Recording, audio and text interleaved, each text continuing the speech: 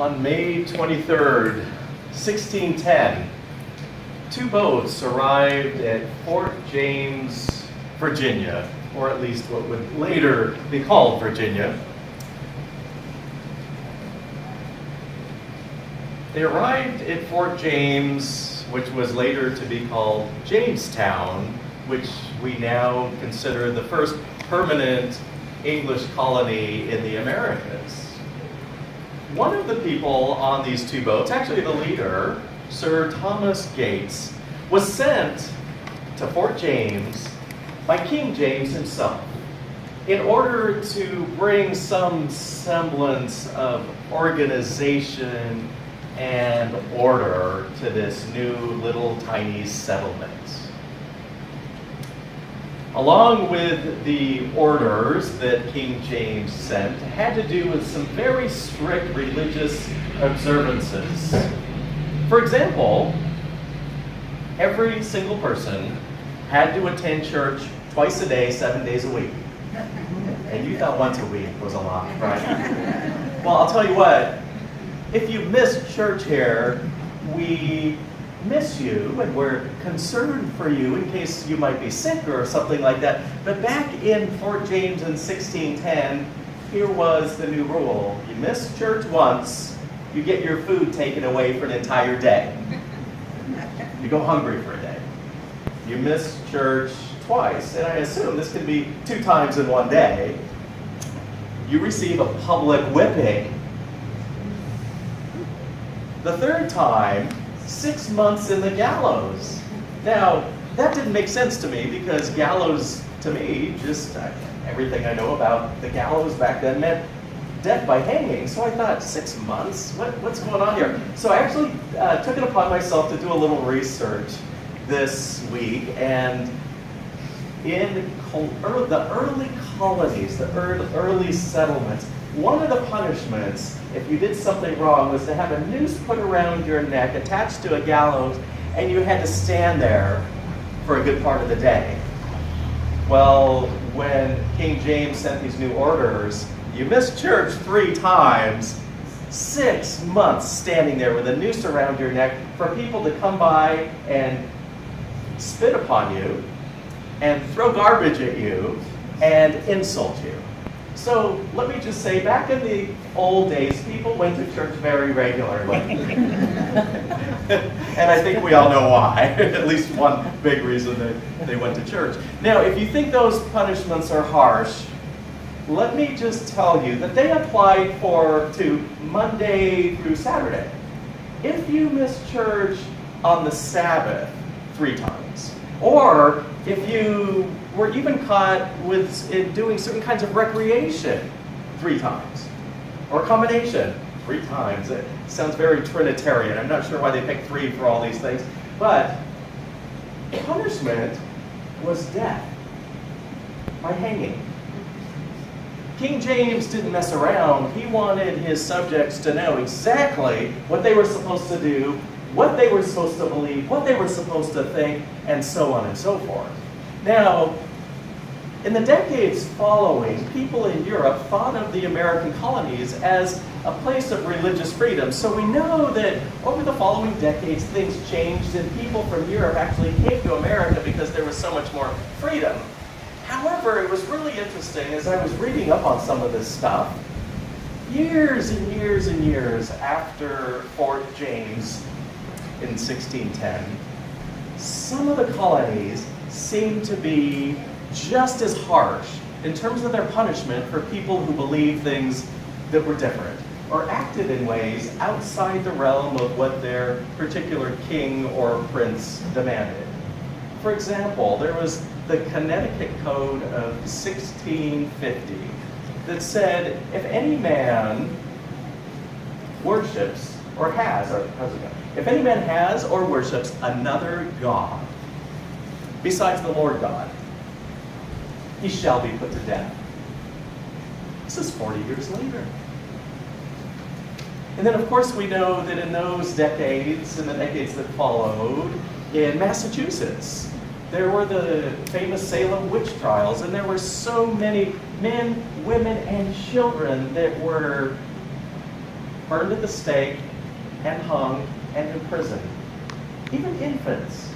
It seems in those days, if anything wrong or out of the ordinary happened to somebody or a small group of people, they looked for a witch to blame somewhere.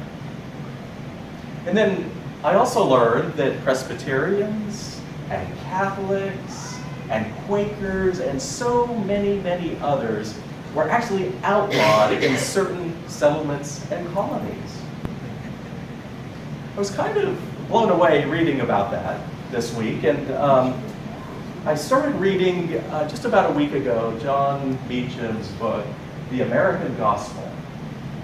And in the book, he describes how people suffered so greatly back home in Europe, and they believed things that their king didn't believe, and so they just couldn't wait to get to a place where they could worship freely as their conscience led them. And so they made great sacrifices to get to America, but once they got there and they were in control, they did the same thing to other people. All the way up to the death penalty.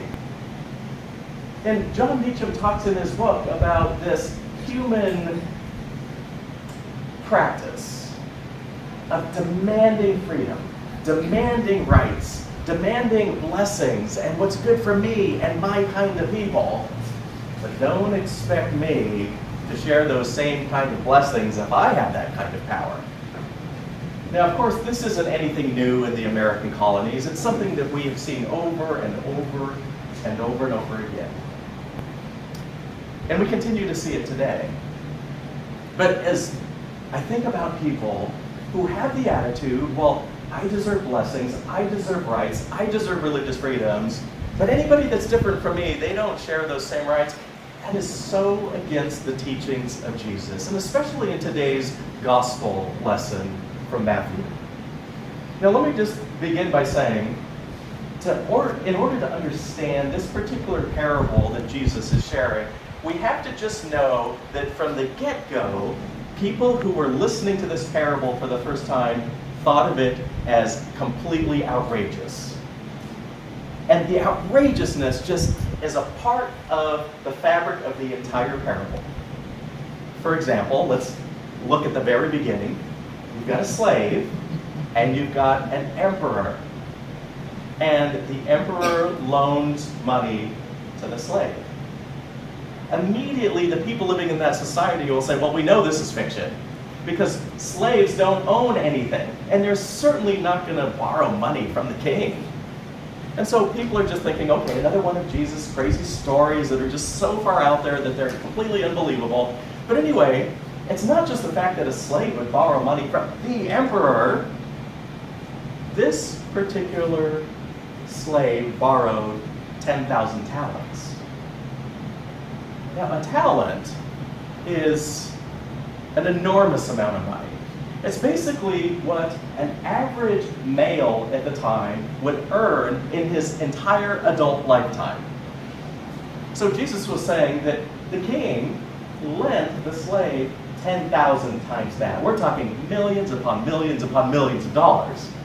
So again, the people listening to this parable are just going, yeah, right, it's so outrageous. You can't believe that there's any truth to this story. But Jesus continues and says, well, the slave said to the king, will you please forgive me my debt? Now, for a slave to actually have the gall to ask the emperor for that, another outrageous thing. But then, lo and behold, the emperor actually says, I forgive you for the entire debt. You're forgiven for millions and millions and millions of dollars. But even before that, the slave says, I'll pay you back. Like, yeah, right. There's just no way that somebody, even a pretty wealthy person, could come up with that kind of money in their lifetime. So you see, as you're reading this story, know that the people that were reading it and hearing it for the first time were just thinking outrageous, outrageous, outrageous. The entire time. This is just so over the top crazy that none of it is ever true and none of it would ever happen. But I really think the fact that the king, the emperor, forgave the person is the turning point in the story. as outrageous as it is. And there's this one word in there also about how the emperor released the slave. And I believe that's the same word for when someone was released from slavery. It was not only, you're forgiven for all this money that you can't possibly pay me back. You're free to go. You have your freedom. And so as people were hearing this story, they're just thinking, okay, one crazy, impossible thing after another, after another, after another. But then we have to remember how the story started. Those first words, the kingdom of heaven is like. It's Jesus' way of saying, in this new way of thinking about the world, in my way of thinking about the world, and creating a world that's altogether different from the world that we live in now, this is truly what it's like. Outrageous forgiveness happens. Crazy blessings that everyone thinks that nobody deserves happens. God's love is poured out over and over and over like an ocean that just never runs out. It's possible. And the people that are listening to this story are just thinking, I'm starting to get it. As crazy and as impossible as this whole thing sounds, Jesus is landing us in this place of grace and possibility. And the people that are hearing this story are just thinking, I want to be a part of that. Because they saw themselves as that slave in the story. People kept saying, I want to be a part of this story. As outrageous as it is, sign me up for this story. And it would be perfect, at least in my mind, to end the story right there. It would end on a positive note. It would be the perfect story. It's all about God's love and forgiveness and on and on. And yet we're only halfway through the story. What happens next surprises people, but it shouldn't. So this slave, who, as far as he knows, he and his family are absolutely dependent upon the king, which is their master, for the rest of their lives. They have no freedom. Anything they do is dependent on that emperor. And they're just given complete freedom. And the millions and millions and millions of dollars that they are in debt, it's just forgiven. And so you would think that this person, this slave, would treat everybody like that. But that's not what happens in the story, is it? This person who is just forgiven like more than anyone can even imagine, then goes and finds somebody that owes him a few $100s. And he says, pay up now. And the guy says, well, I can't, but I will pay you up. I will pay you back. And the first slave says, well, that's not good enough. You go to jail until you pay me back. Now, the thing that is really different about debt back in those days compared to today is today we at least have the possibility and chance of paying off our debts. In those days, if you got to a certain point and you were put in prison, that meant you couldn't work. You couldn't pay off your debt. You probably spent the rest of your life in prison. And so here's this one person that is just flooded with God's mercy and forgiveness and grace, who then turns to somebody that just owes him a little tiny bit. And he treats him in the way that he was supposed to be treated. And unfortunately, this is what we see over and over again throughout history, isn't it? Not just in the American colonies, when people prayed for their own freedom and then did the same thing to people they were in charge of once they were in charge in the colonies as they were treated. We see it today throughout the world in places like Myanmar, Rwanda, Afghanistan, Iraq. Think of the people that were once not in charge, that then became in charge, and then persecuted those who weren't in charge. We also see it in our own country, and we know it. I remember last month just being floored when I was watching videos about Charlottesville. I had no idea that anybody would publicly stand in front of a camera and say, I'm a white supremacist, or I'm a part of the KKK, or I'm a neo-Nazi.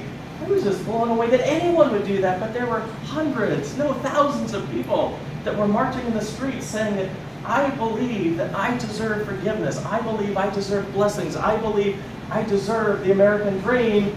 But you know what? If you're not a part of my race or my ethnicity or my understanding of the world, you don't deserve any of it.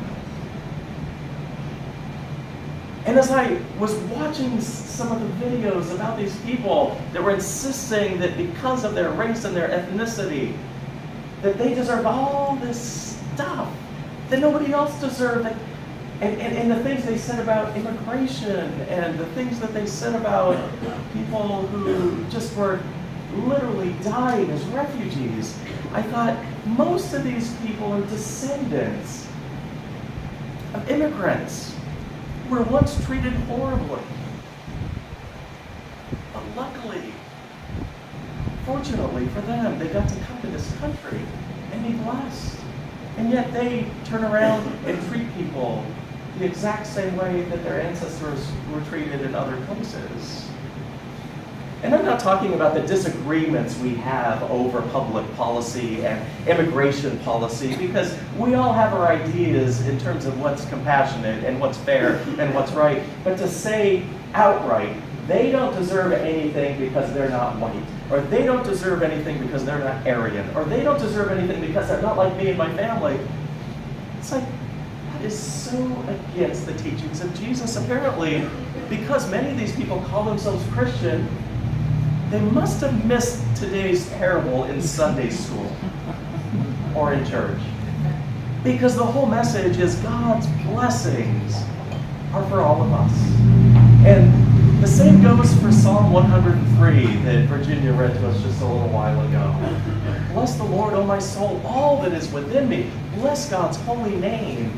As high as the heavens are above the earth, so great is God's love for us, for me.